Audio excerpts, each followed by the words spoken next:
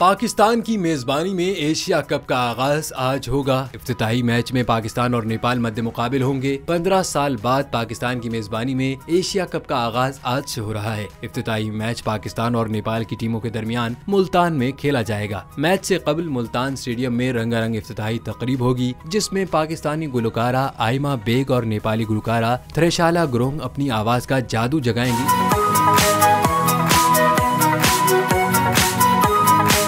Event में Asia की top 6 टीमें मुद्दे मुकाबिल होंगी। इवेंट में शरीक मेजबान पाकिस्तान, भारत, श्रीलंका, बांग्लादेश, अफगानिस्तान और नेपाल की टीमें शामिल हैं। इफ्तिताही मैच में होम टीम के मद्दे मुकाबिल नेपाल की टीम होगी, जो पहली बार इवेंट में शिरकत कर रही है। पाकिस्तान और नेपाल के दरमियान एशिया कप का इफ्तिताही मैच दोपहर 2:30 बजे शुरू होगा।